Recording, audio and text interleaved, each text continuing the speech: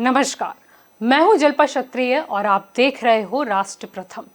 Justice Dhananjay Yashwant Chandrachud ने आज देश के 50वें प्रधान न्यायाधीश यानी कि सीजेआई की शपथ ग्रहण कर ली है।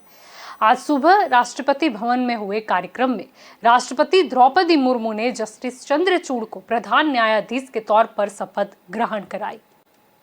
भारत के मुख्य न्यायमूर्ति doctor Dhananjay Yashwant Chandrachud.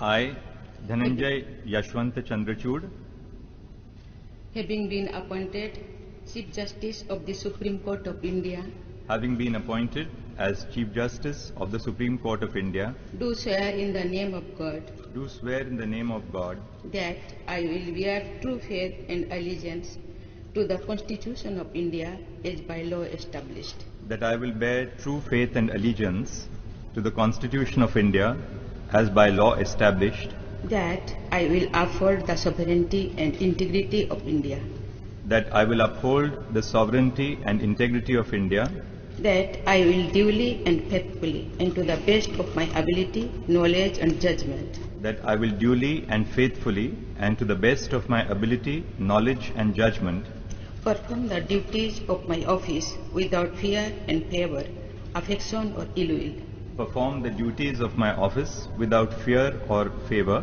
affection or ill will, and that I will uphold the Constitution and the laws. and that I will uphold the Constitution and the laws.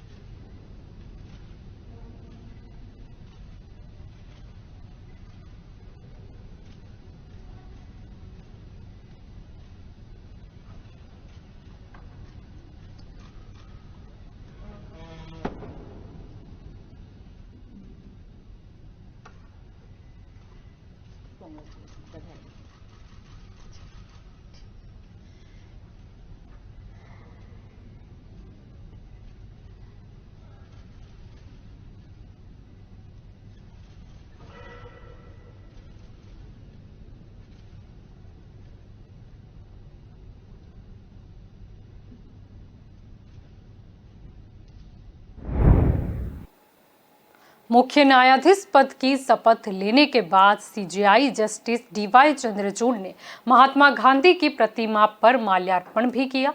इस मौके पर उन्होंने कहा कि आम आदमी की सेवा करना उनकी प्राथमिकता है।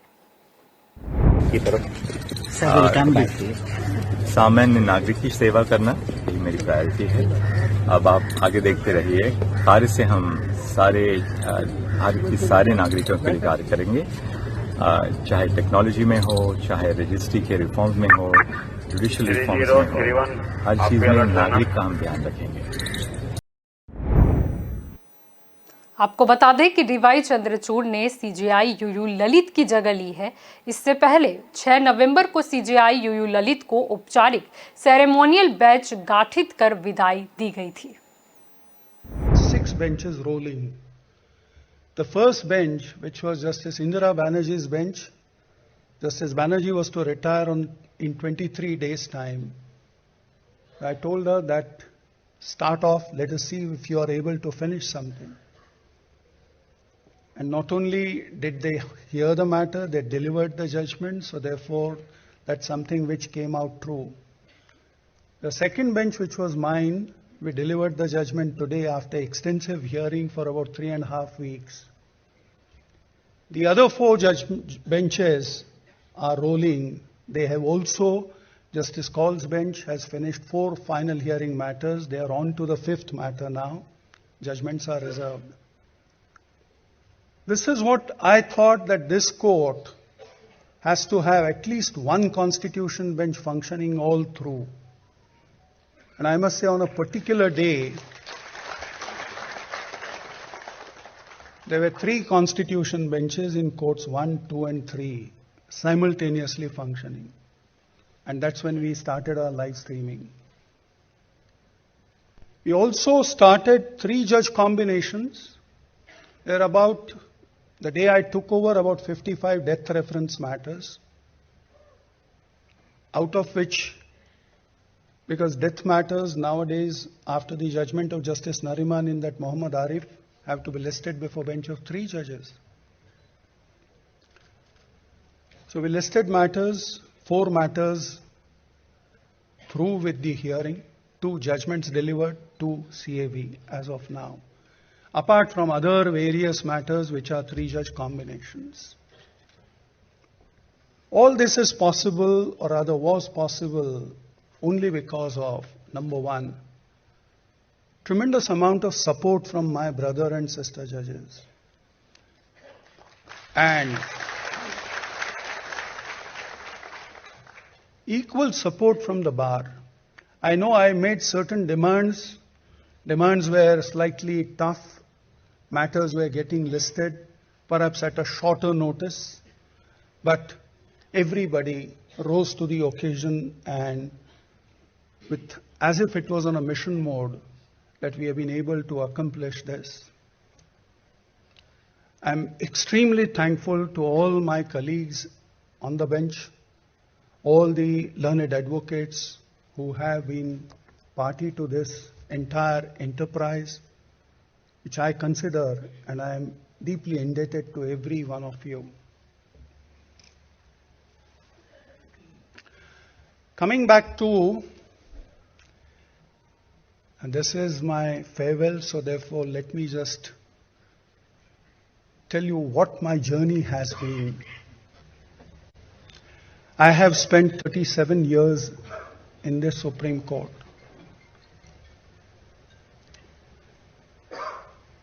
"31 years, or rather 29 years as the advocate, as a lawyer, and last 8 years as judge of the court.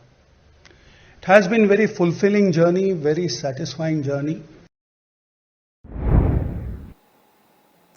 अब अगर जस्टिस डीवाई चंद्रचूड़ के बारे में जाने तो देश के नए चीफ जस्टिस डीवाई चंद्रचूड़ का जन्म 11 नवंबर 1959 को हुआ था।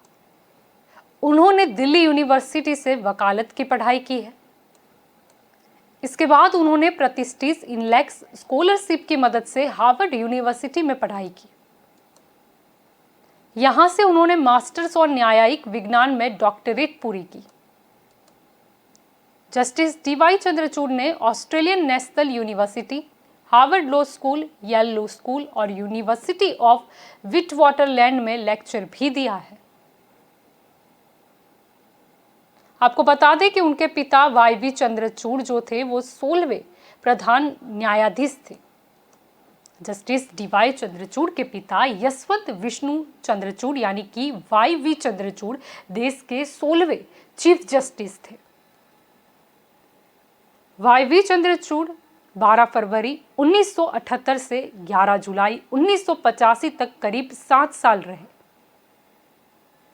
यह किसी सीजेआई को अब तक का सबसे लंबा कार्यकाल है। पिता के रिटायर होने के बाद 37 साल बाद उनके बेटे जस्टिस डीवाई चंद्रचूड़ सीजेआई बने हैं। यह सुप्रीम कोर्ट के भी इतिहास का पहला उदाहरण है जब पिता के बाद बेटा भी सीजेआई बना है। आपको यह भी बता दें कि जस्टिस डीवाई चंद्रचूड़ के कई फैसले चर्चित रहे हैं।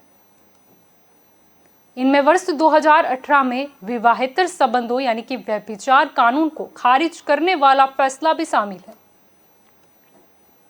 1985 में तत्कालीन सीजेआई वाई.वी. चंद्रचूड़ की पीठ ने सौमित्र विष्णु मामले में भारतीय दंड विधान की धारा 497 को कायम रखते हुए कहा था कि संबंध बनाने के लिए फुसलाने वाला पुरुष होता है, न कि महिला। वही डीवाई चंद्रचूड़ ने 2018 के फैसले में धारा 497 को खारिज करते हुए कहा था कि व्यभिचार कानून महिलाओं का पक्षधर लगता है, लेकिन असल में यह महिला विरोधी है। शादीशुदा संबंध में पति पत्नी दोनों की एक बराबर जिम्मेदारी है, फिर अकेली पत्नी पति से ज्यादा क्यों सहे। व्यभिचार पर दंडात्मक प्रावधान संविधान के तहत समानता के अधिकार का परोक्ष रूप से उल्लंघन है, क्योंकि यह विवाहित पुरुष और विवाहित महिलाओं से अलग अलग बर्ताव करता है। अब ये भी जानते हैं कि कौन से हाई कोर्ट में वे सेवाएं दे चुके हैं। तो justice D.Y.. Chandrachud supreme court आने से पहले कई हाई कोर्ट में अपनी सेवाएं दे चुके हैं। बॉम्बे हाई कोर्ट में जज बनने से पहले उन्होंने गुजरात, कलकत्ता, इलाहाबाद, मध्य प्रदेश और दिल्ली हाई कोर्ट में एक वकील के तौर पर प्रैक्टिस भी की है। इसके साथ ही उन्होंने सुप्रीम कोर्ट के वकील के तौर पर भी प्रैक्टिस की थी। वर्ष 1998 में उन्हें बॉम्बे हाई कोर्ट में वरिष्ठ अधिवक्ता बनाया गया था। तो वर्ष 2000 तक वह भारत के एडिशनल सॉलिसिटर जनरल के रूप में काम कर चुके हैं। वकील के तौर पर उन्होंने कई महत्वपूर्ण मामलों की लड़ाई भी लड़ी है। इसके अलावा आपको बता दें कि वह कई जगह विजिटिंग प्रोफेसर भी रहे। कानूनी पेशे के अलावा वे मुंबई यूनिवर्सिटी में संवैधानिक कानून के विजिटिंग प्रोफेसर रह चुके हैं। साथ ही उन्होंने Oklahoma university school of law USA में भी वे विजिटिंग प्रोफेसर के तौर पर काम कर चुके हैं। इसके अलावा उन्होंने Australian national university, Harvard law school, Yale law school और यूनिवर्सिटी ऑफ विटवाटरसैंड दक्षिण अफ्रीका में भी कई बार क्लास दी है। साथ ही वे संयुक्त राष्ट्र उच्चायोग, अंतर्राष्ट्रीय श्रम संगठन और संयुक्त राष्ट्र पर्यावरण कार्यक्रम, विश्व बैंक और एशियाई विकास बैंक सहित संयुक्त राष्ट्र के कई निकायों की ओर से आयोजित सम्मेलन में हिस्सा भी ले चुके हैं। आपको ये भी बता दें कि न्यायमूर्ति चंद्रचूड़ कई संवैधानिक पीठ और ऐतिहासिक फैसले देने वाली सुप्रीम कोर्ट की पीठों का भी हिस्सा रहे हैं। इनमें अयोध्या भूमि विवाद, आईपीसी की धारा 377 के तहत समलैंगिक संबंधों को अपराध की श्रेणी से बाहर करने, आधार योजना की वैधता से जुड़े मामले, सबरीमला मुद्दा, सेना में महिला अधिकारियों को स्थायी कमीशन देने, भारतीय नौसेना में महिला अधिकारियों को स्थायी कमीशन देने जैसे फैसले भी शामिल हैं। न्यायमूर्ति चंद्रचूड़ 29 मार्च 2000 से 31 अक्टूबर 2013 तक बंबई हाई कोर्ट के न्यायाधीश थे। उसके बाद उन्हें इलाहाबाद हाई कोर्ट का मुख्य न्यायाधीश नियुक्त किया गया था। न्यायमूर्ति चंद्रचूड़ को जून 1998 में बंबई हाई कोर्ट ने वरिष्ठ अधिवक्ता नामित किया था और वह उसी वर्ष अतिरिक्त सॉलिसिटर जनरल भी नियुक्त किए गए। अब साथ ही आपको ये भी बता दें कि वे 2 साल तक इस पद पर रहेंगे। आपको बता दें कि न्यायमूर्ति चंद्रचूड़ 10 नवंबर 2024 तक 2 साल के लिए इस पद पर रहेंगे। सुप्रीम कोर्ट के न्यायाधीश 65 साल की उम्र में अवकाश ग्रहण करते हैं। वह जस्टिस उमेश ललित का स्थान लेंगे, जिन्होंने 11 अक्टूबर को उन्हें अपना उत्तराधिकारी बनाए जाने की सिफारिश की थी। आपको ये भी बता दें कि राष्ट्रपति द्रौपदी मुर्मू ने उन्हें 17 अक्टूबर को अगला सीजेआई नियुक्त किया था।